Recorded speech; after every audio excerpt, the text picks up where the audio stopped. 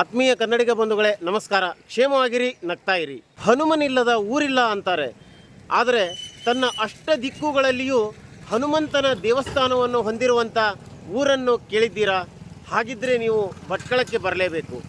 ನಾನಿವತ್ತು ಅದೇ 8 ಹನುಮ ದೇವಸ್ಥಾನಗಳಲ್ಲೊಂದಾದ ಚೌತನಿಯ ಸಂಕನಹೊಳೆಯ ಹನುಮಂತ ದೇವಸ್ಥಾನಕ್ಕೆ ಬಂದಿದ್ದೇನೆ. ಈ ಹನುಮಂತ ದೇವಸ್ಥಾನದ ಪಕ್ಕದಲ್ಲಿಯೇ ಕುದುರೆ ಬೀರಪ್ಪ ದೇವರು ಇರುವುದರಿಂದ ಈ ದೇವಸ್ಥಾನಕ್ಕೆ ಶ್ರೀ ಕುದುರೆ ಬೀರಪ್ಪ ಹನುಮಂತ ದೇವರು ಅಂತ ಕರೀತಾರೆ. ಈ ದೇವಸ್ಥಾನವು ಭಟ್ಕಳ ಹಾಗೂ ಮುಂಡಳ್ಳಿಯ ಮಾರ್ಗ ಮಧ್ಯದಲ್ಲಿದೆ. ಶತಮಾನಗಳ ಹಿಂದೆ ಯುದ್ಧದಲ್ಲಿ ದಣಿದ ಕುದುರೆಯೊಂದು ಈ ಹನುಮನಲ್ಲಿ ಆಶ್ರಯ ಪಡೆದಿದ್ದರಿಂದ ಇಲ್ಲಿ ಕುದುರೆ ಬೀರಪ್ಪ ದೇವರು ನೆಲೆಸಿದ್ದಾನೆ ಎಂಬ ಪ್ರತೀತಿ ಇದೆ. ಹಾಗೂ ಇನ್ನೊಂದು ಮೂಲಗಳ ಪ್ರಕಾರ ಈ ಗ್ರಾಮದಲ್ಲಿ ಯಾರೂ ಸಹ ಕುದುರೆ ಸವಾರಿಯನ್ನು ಮಾಡುವ ಹಾಗಿಲ್ಲ ಎಂಬ ಇನ್ನೊಂದು ಪ್ರತೀತಿಯು ಪ್ರಚಲಿತದಲ್ಲಿದೆ. ಇಷ್ಟೊಂದು ಐತಿಹಾಸಿಕ ಹಿನ್ನೆಲೆಯುಳ್ಳ ಈ ದೇವಸ್ಥಾನವು ಸಾವಿರಾರು ಜನರ ವರ್ಗದ ಮನೆಯಾಗಿದ್ದು ಅಷ್ಟೇ ಅಲ್ಲದೆ ಇಲ್ಲಿ ಬಂದ ಭಕ್ತರಿಗೆ ತನ್ನ ಅಭಯ ಹಸ್ತವನ್ನು ನೀಡುವಂಥ ಆಂಜನೇಯನಾಗಿದ್ದಾನೆ. ಕರಾವಳಿಯಾದ್ಯಂತ ಅಷ್ಟೇ ಅಲ್ಲದೆ ಹೊರನಾಡಿನಿಂದಲೂ ಸಹ ಸಾವಿರಾರು ಭಕ್ತರನ್ನು ಹೊಂದಿರುವಂಥ ಈ ದೇವಸ್ಥಾನದಲ್ಲಿ ಶ್ರಾವಣ ಶುಕ್ರವಾರದ ನಿಮಿತ್ತ ವಿಶೇಷ ಪೂಜೆ ಒಂದು ನಡೆಯುತ್ತಿದ್ದು ಈ ಪೂಜೆಯಲ್ಲಿ ನಾವು ಸಹ ಭಾಗಿಯಾಗೋಣ ಬನ್ನಿ. ಹಾಗೆಯೇ ಮರೆಯದೆ ನನ್ನ ಚಾನಲನ್ನು ಸಬ್ಸ್ಕ್ರೈಬ್ ಮಾಡ್ಕೊಳ್ಳಿ ಹಾಗೂ ಬೆಲ್ ಬಟನನ್ನು ಒತ್ತಿ.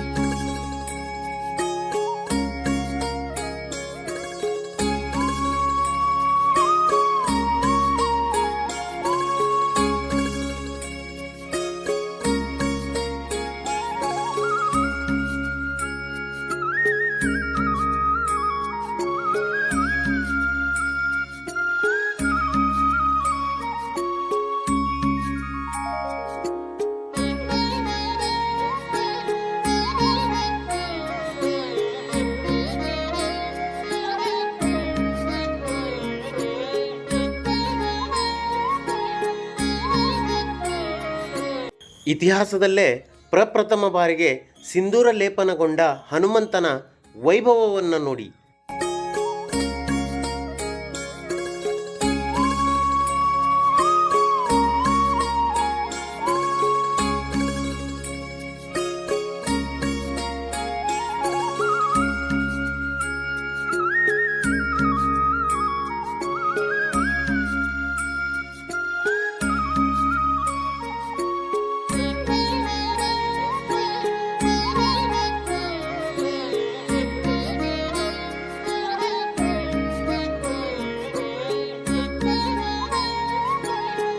ಇಲ್ಲಿನ ಪ್ರಾಚೀನ ಶಿಲ್ಪಕಲಾ ಪಳೆಯುಳಿಕೆಗಳು ಇತಿಹಾಸವನ್ನು ಸಾರಿ ಸಾರಿ ಹೇಳುತ್ತಿವೆ.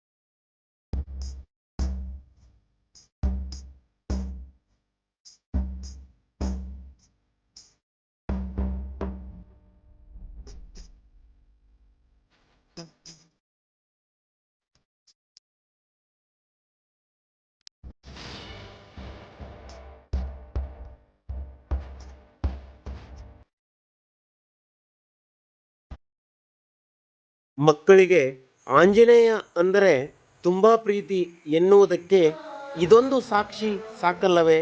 ಮುಗ್ಧ ಮನಸ್ಸಿನ ಇಂಥ ಪ್ರೀತಿಯ ಭಕ್ತಿಗೆ ದೇವನೊಲಿಯದೇ ಇರುವನೇ? ದಯವಿಟ್ಟು ಇಂಥ ಸಂಸ್ಕಾರವನ್ನು ಕೊಡಿ.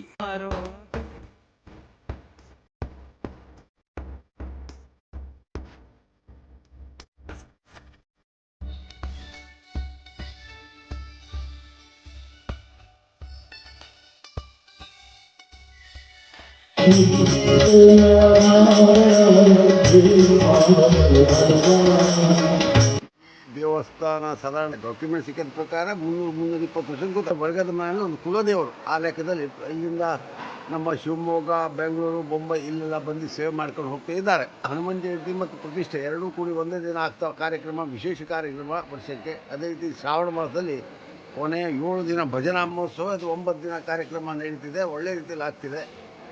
ವಿಶೇಷವಾಗಿ ಇಲ್ಲಿ ಪರಸ್ಥಳದವರು ಎಲ್ಲ ಬಂದು ವಿಶೇಷ ಸೇವೆ ಮಾಡ್ತಾ ಇರ್ತಾರೆ. ಎಲ್ಲ ರೀತಿ ಒಳ್ಳೆಯ ಕಾರ್ಯಕ್ರಮ ನಡೀತಿದೆ ಅಂತ ನಾನು ಹೇಳಲಿಕ್ಕೆ ಬಯಸ್ತೇನೆ.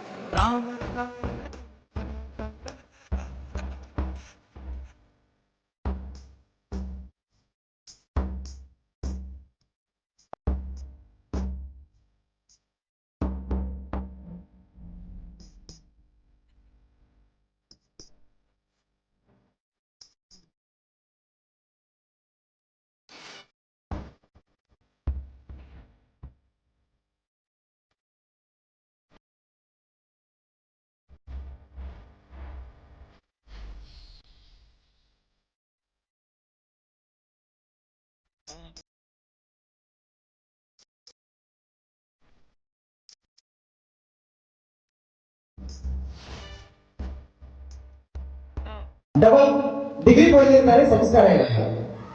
ಡಬಲ್ PhD ಪಡೆದಿರ್ತಾರೆ, ಸಂಸ್ಕಾರ ಇರಲ್ಲ. ಈ ಕಾರ್ಯಕ್ರಮದಲ್ಲಿ ಸೇವೆ ಸಲ್ಲಿಸಿದವರಿಗೆ ವಿಶೇಷವಾಗಿ ಸನ್ಮಾನಿಸಿದ ಆಡಳಿತ ಮಂಡಳಿಯವರಿಗೂ ಹಾಗೂ ಊರ ನಾಗರಿಕರಿಗೂ ಹೃತ್ಪೂರ್ವಕ ಧನ್ಯವಾದಗಳು.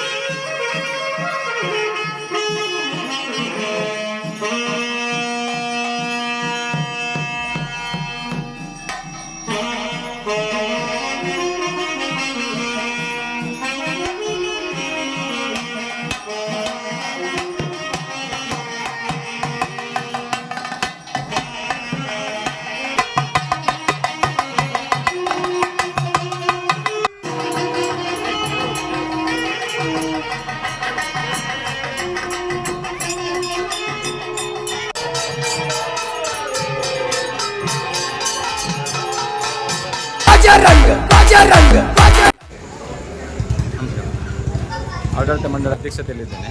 ಈ ನಮ್ಮ ದೇವಸ್ಥಾನ ಅನ್ನೋದು ಬಹಳ ಪುರಾತನ ದೇವಸ್ಥಾನ. ಇದು ಹನುಮ ಜಯಂತಿ ದಿನ ಇಲ್ಲಿ ವರ್ಧಂತಿ ಮಹೋತ್ಸವ ನಡೀತದೆ. ಆ ದಿನದಲ್ಲಿ ಕನಿಷ್ಠ ಅಂತಂದ್ರೆ 4,000 ಜನರಿಗೆ ಅನ್ನದಾನವನ್ನು ಮಾಡ್ತೇವೆ.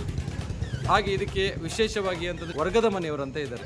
ಸಾಧಾರಣ ಉಡುಪಿ ಜಿಲ್ಲೆ, ದಕ್ಷಿಣ ಕನ್ನಡ, ಒಂದೊಂದು ಸಾರಿ ಬಂದಾಗ 200-300 ಜನ ಕುಟುಂಬಸ್ಥರು ಬರ್ತಾರೆ ಇಲ್ಲಿ ಪೂಜೆಗೆ. ಹಾಗೆ ಈ ಕ್ಷೇತ್ರದಲ್ಲಿ ಏನೇ ಒಂದು ಮಾಡಬೇಕು ಅಂತ ಅನಿಸಿದ್ರು ಕೂಡ ವರ್ಗದ ಮನೆಯವರು ಸಹಕಾರ ಸಿಕ್ಕಾಪಟ್ಟಿದೆ ನಮಗೆ. ನಮ್ಮ ಗ್ರಾಮದಲ್ಲೂ ಹಾಗೆ ತುಂಬ ಜನ ಈ ದೇವರನ್ನು ನಂಬ್ತಾರೆ. ನಂಬಿದವರಿಗೆ ಏನು ಸಮಸ್ಯೆ ಇದೆ ಅಂತ ಇಲ್ಲಿ ಈ ದೇವಾಲಯಕ್ಕೆ ಬಂದರೆ ಆ ಸಮಸ್ಯೆಯನ್ನು ತಕ್ಷಣವೇ ಪರಿಹಾರ. ಮೊನ್ನೆ ಕೂಡ ತೀರ್ಥಹಳ್ಳಿಯಿಂದ ಒಬ್ಬರು ಬಂದಿದ್ದರು. ಅವರಿಗೆ ಮಾನಸಿಕವಾಗಿ ಆರೋಗ್ಯ ಸಮಸ್ಯೆ ಆಗಿತ್ತು. ಎಲ್ಲಿಯೂ ಮೆಡಿಸಿನ್ ಮಾಡೋದು ಬೇಡ, ನಾನು ಅದನ್ನು ಸಮಸ್ಯೆ ಬಗೆಹರಿಸ್ಕೊಡ್ತೇನೆ ಅಂತ ಪ್ರಸಾದ ಕೂಡ ಆಗಿದೆ. ಅವರನ್ನು ನಾವು ಮೊನ್ನೆ ಕಾಂಟ್ಯಾಕ್ಟ್ ಮಾಡಿದ್ವಿ, 1 ವಾರ ಆಯಿತು ಹೋಗಿ ಕಾಂಟ್ಯಾಕ್ಟ್ ಮಾಡಿದ್ವಿ. ಇಲ್ಲ, ಆರೋಗ್ಯವಾಗಿದ್ದಾರೆ, ಚೇತರಿಸ್ಕೊಂಡಿದ್ದಾರೆ ಅಂತ. ಹಾಗೆ ಅಷ್ಟೇ ಅಲ್ಲ, ಯಲ್ಲಾಪುರ, ಹುಬ್ಬಳ್ಳಿ, ಧಾರವಾಡ ಆ ಕಡೆಯಿಂದೆಲ್ಲ ಭಕ್ತರಿದ್ದಾರೆ. ಗೊತ್ತಿಲ್ಲ ಆ ದೇವ್ರಿಗೆ ಎಲ್ಲಿಂದ ಸಂಪಾದನೆ ಮಾಡಿದ್ವಿ, ಹೇಗೆ ಮಾಡಿದ್ವಿ ಗೊತ್ತಿಲ್ಲ ನಮಗೆ.